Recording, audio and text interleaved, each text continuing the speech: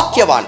நம்முடைய ஆண்டவராகிய இயேசு கிறிஸ்து உயிர் தெழுந்த பிறகு நடந்த ஒவ்வொரு சம்பவத்தையும் நம்ம பார்த்துக்கிட்டே வரோம். ஆண்டவர் உயிர் தெழுந்த பிறகு அவருடைய சீடர்களுக்கு பூட்டியிருந்த அறைக்குள்ள காட்சி கொடுக்கும் பொழுது அவருடைய சீடர்களில் ஒருவரான திதிமு என்னப்பட்ட தோமா, செயின்ட் தாமஸ் அந்த இடத்துல இல்லை.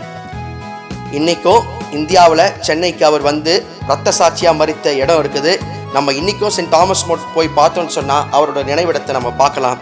அந்த செயின்ட் தாமஸ் தோமா முதல் தடவை காட்சி அளிக்கும் போது அங்க இல்லை. ஆண்டவர் போயிடுறாரு. அப்புறம் தோமா வராரு. நமக்கு தெரிஞ்சது தானே, நம்ம ஒரு விஷயம் சொன்னா ஊரே நம்போம், ஆனா கூட இருக்கிற ஒருத்தர் நம்ப மாட்டாங்க.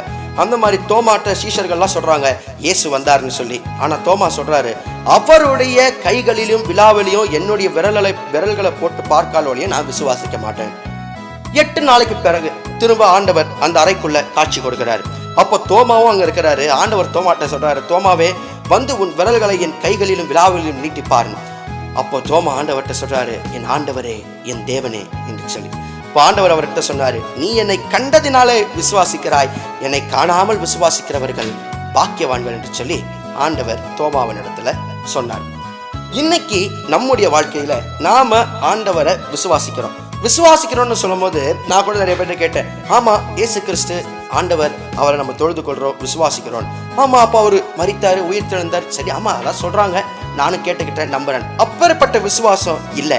நாம முழு இருதயத்தோடு அவர் நமக்காய் பாடுகளை சகித்தார், நமக்காய் மரித்தார், மீண்டும் உயிர்த்தார், திரும்பவும் வருவார் என்று சொல்லி அப்பேற்பட்ட உறுதியான விசுவாசம் நம்ம கிட்ட காணப்படணும். அவ்வாறு இருக்கும் போது நாம் பாக்கியவான்களாய் இருப்போம். அப்ப ஆண்டவரை விசுவாசிச்சா மட்டும் பாக்கியவானா?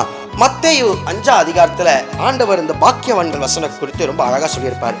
நீங்க அதை படிச்சு பார்த்தீங்கன்னா தெரியும். ஆவியில் எளிமை உள்ளவர்கள் பாக்கியவான்கள், பரலோக ராஜ்யம் அவர்களுடையது. துயரப்படுகிறவர்கள் பாக்கியவான்கள், அவர்கள் ஆறுதல் அடைவார்கள். சாந்த குணம் உள்ளவர்கள் பாக்கியவான்கள், அவர்கள் பூமியை சுதந்திரிப்பார்கள். இப்படியே படிச்சுட்டு வந்தீங்கன்னா சமாதானம் பண்ணுகிறவர்கள் பாக்கியவான்கள், அவர்கள் தேவனுடைய புத்திரர் எனப்படுவார்கள். இந்த குவாலிட்டிஸ்லாம் நம்ம கிட்ட இருக்குதான்னு சொல்லி நாம நம்மளே ஆராய்ச்சி பார்க்கணும். அப்படி நம்ம கிட்ட காணப்படும் பொழுது நாம பாக்கியவான்களா இருப்போம். ஆண்டவர் மேல வச்சிருக்கிற விசுவாசம் இன்னைக்கும் நம்ம எப்படி அவர் மேல விசுவாசம் வச்சிருக்கிறோம்? அற்ப விசுவாசிகளா இருக்கிறோமா, இல்ல முழு மனதோடு அவரை நாம் விசுவாசித்து பாக்கியவான்களாக இருக்கிறோமா அப்படின்றத சிந்தித்து பார்ப்போம்.